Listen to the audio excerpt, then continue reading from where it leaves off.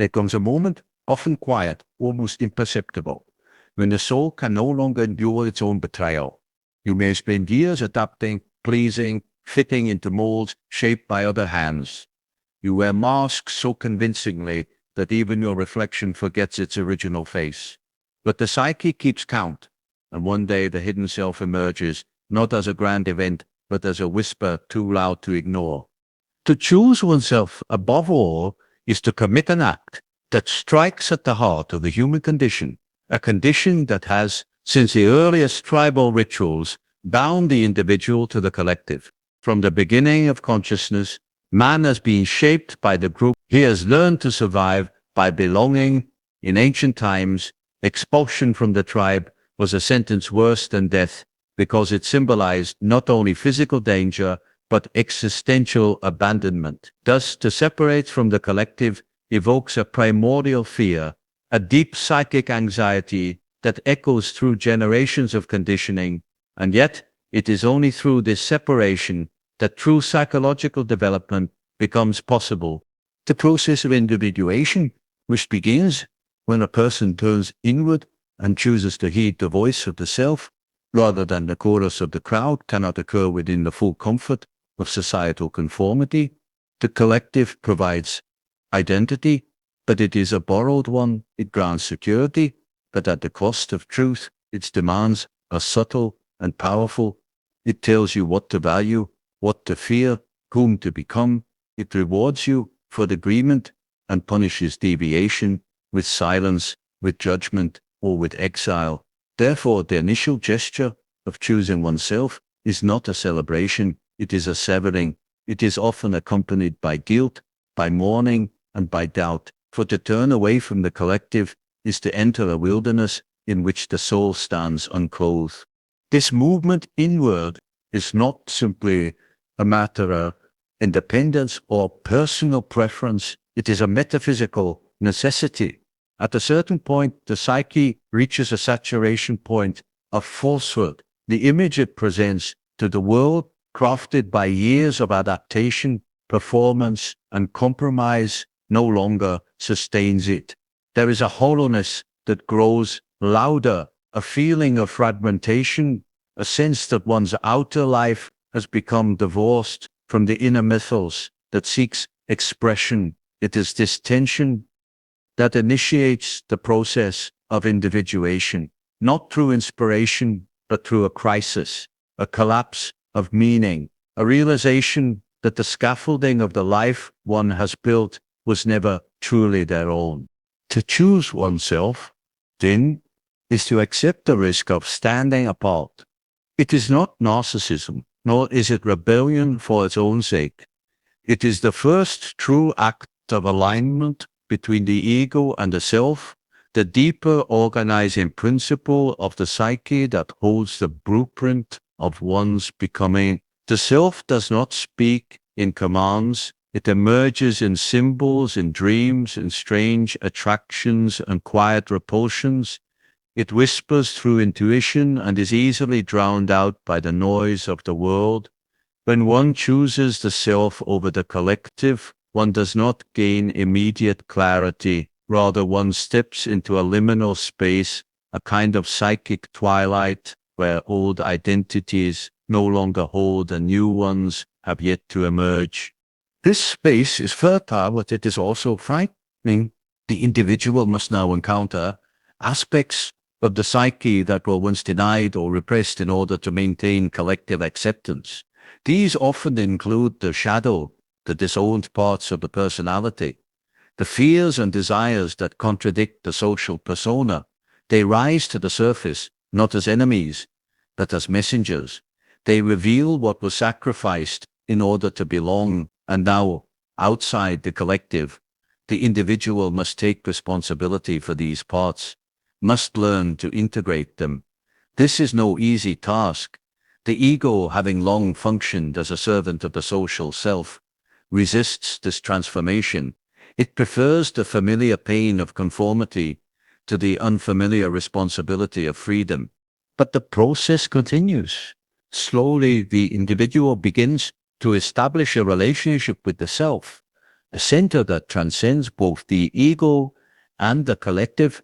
This center is not dictated by social values or external goals. It is not concerned with success as defined by the world.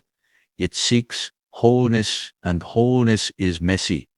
It requires the acknowledgement of contradiction, the acceptance of suffering, the embrace of mystery. The individual who chooses themselves over the collective must learn to live without the constant validation of others. They must find a new orientation point, an inner compass that is not always visible but can be felt in the depths of the psyche. As this relationship deepens, the individual may begin to see that what appeared as loss is actually a form of liberation, freed from the need to maintain a false image. They can begin to act from authenticity. Their creativity, long suppressed by the need to conform, begins to flow. Their choices become less reactive and more intentional. They no longer live simply to avoid disapproval or gain approval. They live in service of the inner truth. This is not the end of suffering. It is the transformation of suffering. Pain no longer feels meaningless because it is now part of the alchemical process of becoming. It is endured not as punishment but as purification. The collective is not the enemy. It has its place. It holds history, language, myth, and structure. But when it becomes totalitarian, when it demands that the individual forfeit their soul in order to survive, then separation becomes sacred. The one who chooses themselves does not necessarily abandon the world, but they re-enter it differently. They are no longer its servant. They become its transformer. They speak with a voice that is no longer borrowed. They carry an energy that disturbs the status quo, not because they aim to rebel, but because truth always unsettles what is false. This path cannot be walked without fear, nor should it be. Fear is the echo of the collective within us, the memory of its power, the trace of its judgment. But beyond the fear is a kind of silence, a quietness in which the self begins to speak. And in that voice, though it is faint at first, there is a sense of homecoming, not to a place, not to a role, but to a state of inner unity that no longer depends on the shifting approval of the outer world. This is what it means to begin individuation. This is what begins when you finally choose yourself. When one chooses oneself above all else, there arises an inevitable confrontation between the inner world of the psyche and the outer world of societal demands. This decision marks the beginning of a profound psychic transformation, one that does not unfold in peace, but in tension. The individual is pulled between two opposing realms, the external filled with inherited roles, obligations and expectations, and the internal filled with unspoken truths, unconscious desires, and archetypal energies that have waited, often in silence, for acknowledgement. This tension is not an error in the system of life. It is the very arena in which the self is born. Without this conflict, there is no awakening. Without resistance, there is no emergence of wholeness. In the ordinary course of life, people tend to navigate primarily by the outer world. They align their actions, identities, and values with what is considered acceptable, rational, or successful by societal standards. This alignment is encouraged from early childhood, where approval and punishment condition the individual to behave in a way that secures belonging. Over time, this external adaptation becomes so ingrained that it is no longer questioned. The voice of the collective becomes internalized and mistaken for one's own. The rules of the outer world, what to pursue, what to repress, whom to emulate, what to fear, begin to dominate the psychological architecture of the ego. This structure, though functional, is shallow. It allows for survival, perhaps even conventional success, but it does not allow for depth. The inner world, by contrast, speaks in a different language. It does not conform to linear logic or cultural dogma. It expresses itself in images, moods, dreams, and symbols. It communicates through synchronicities, inner restlessness, strange longings, and unexpected emotional reactions. When one begins to choose oneself, this inner realm becomes more vocal, the dreams grow more vivid, the emotions become less predictable, one feels pulled toward unfamiliar things, books, people, ideas, landscapes that seem irrationally meaningful. This is not random. The unconscious begins to stir because the ego, no longer obsessed solely with external validation, has made space for it. But the awakening of the inner world is not gentle. It does not arrive to soothe, it arrives to challenge. The values that once guided life now feel empty or false. The job that once seemed a mark of success feels suffocating. The relationships built on mutual avoidance of truth begin to collapse. It is not that the outer world changes, but that one's perception of it is fundamentally altered. The conflict begins here. The outer world demands continuity. The inner world demands transformation. The ego, caught between these two forces, begins to fragment. What once felt stable begins to tremble. The mask begins to crack. And from within, the self begins to emerge, not as a completed identity, but as a gravitational pull toward a deeper center. This psychic conflict is necessary. It is the crucible in which true identity is forged.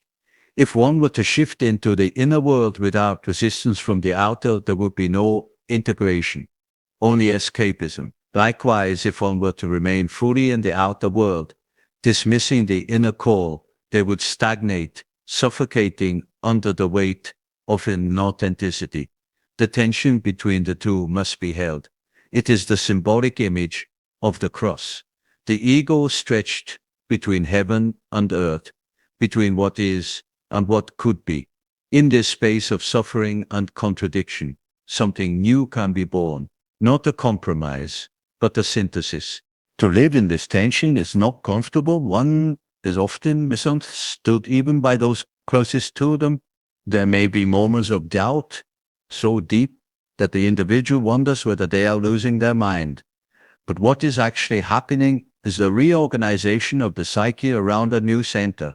The ego is no longer the sole ruler.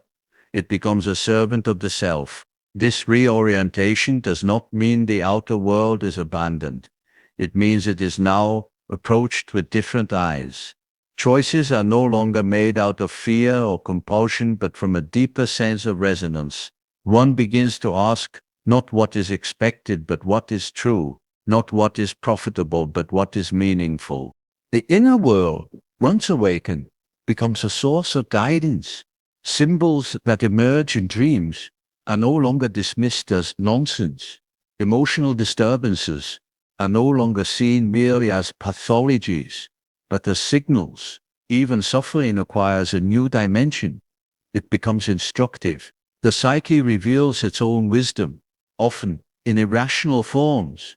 A person may be drawn to solitude without understanding why, only to discover later that this withdrawal allowed a deeper aspect of themselves to surface. Another may feel an urge to create, to write, paint, or build without any external reward, simply because something within demands expression. These impulses, when honored, deepen the connection between the ego and the self. They restore vitality. The outer world resists this change. It functions on consensus, not on individuality. It rewards repetition, not revelation. As the individual becomes more psychologically whole, they often feel less culturally compatible. This alienation is part of the journey. One no longer fits into pre-made categories. They may find that old relationships cannot survive the new reality. They may grieve the loss of certain identities that once provided comfort. But beneath the grief is a growing sense of authenticity. The individual begins to inhabit themselves fully, perhaps for the first time. The conflict between the inner and outer worlds does not disappear. It remains, but it changes in character. It no longer paralyzes, it deepens, it becomes a dialogue rather than a war. The ego learns to listen, to negotiate, to surrender when necessary, and to assert when necessary. It becomes flexible, alive, dynamic, and through this ongoing conversation between the seen and the unseen, the known and the unknown, the individual becomes a vessel for something greater, not merely a self-contained being, but a mediator between the depths of the psyche and the surface of the world. In this way, choosing oneself is not a retreat into isolation, but an act of service. A person who has faced the tension between the inner and outer worlds and endured becomes capable of depth, compassion, and truthfulness that are rare in a world of masks. Their presence carries a weight not because they seek power, but because they embody reality. And through them, the world itself is subtly transformed. When you finally choose yourself above all, you do not simply abandon the world, you meet it anew from a place of depth and truth. The journey is not without cost. You will lose illusions, comforts, and perhaps the approval of those who only knew your mask. But what you gain is far more enduring, an inner alignment, a connection to the self, and the quiet strength to live a life that is truly your own. The path of individuation does not promise ease, it promises meaning, and through the fires of inner conflict and outer resistance, you emerge, not perfect, but whole. May you walk this path with courage, patience, and grace. The road is not always visible, but it is yours alone to walk. And that makes all the difference. Good luck on your journey inward and onward. Thank you for listening.